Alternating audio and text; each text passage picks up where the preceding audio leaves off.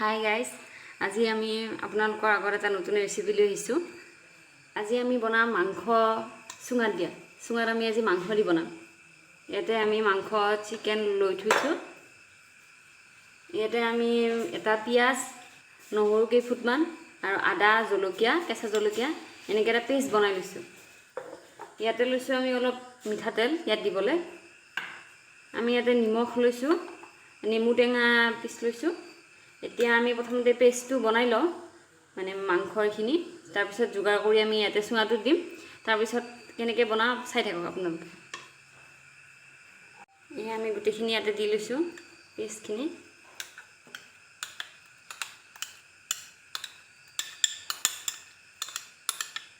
আপোনালোকেও ঘৰত বনাই চাব কেনেকুৱা লাগে। আমি ইয়াতে আদা নহৰু পেষ্টখিনি দি লৈছোঁ। এতিয়া আমি ইয়াতে নিমখ দিম। সোৱাদ অনুযায়ী আমি নিমখ দি লৈছোঁ। আমি সৰু চামুচ দিছোঁ আৰু দিওঁ 2 চামুচ নিমখ দিছোঁ। আমি হালধি লওঁ, হালধি দিছোঁ আধা চামুচ। আপোনালোকে নিজৰ সোৱাদ অনুসাৰে দিব পাৰে, কেনেকুৱাকৈ বিচাৰে আপোনালোকে। এতিয়া আমি ইয়াতে মিঠাতেলখিনি ঢালি দিম।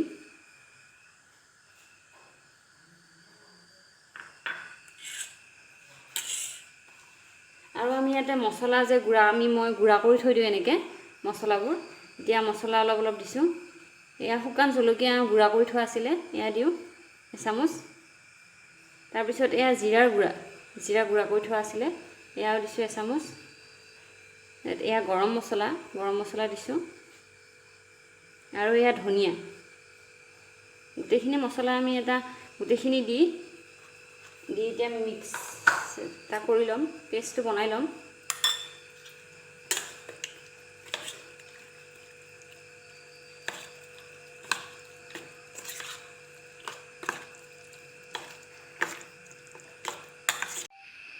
আমি এয়া মাংসখিনি সানি ল'লোঁ, গোটেইখিনি মছলা তছলা দি চব সানি ল'লোঁ। সানি লৈ আমি এই চুঙাটোত ভৰাই দিম মাংসখিনি।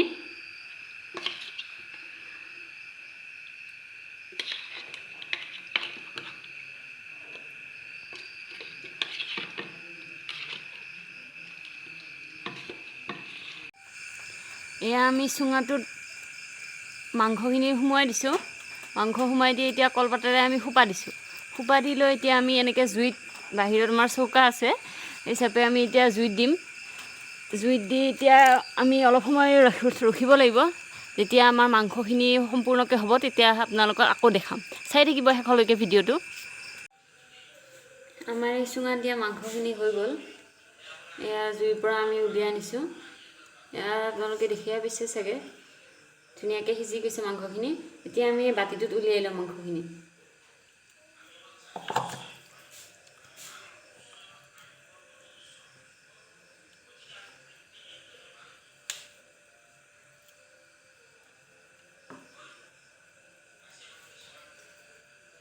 আমি এইখিনি উলিয়াই লৈছোঁ।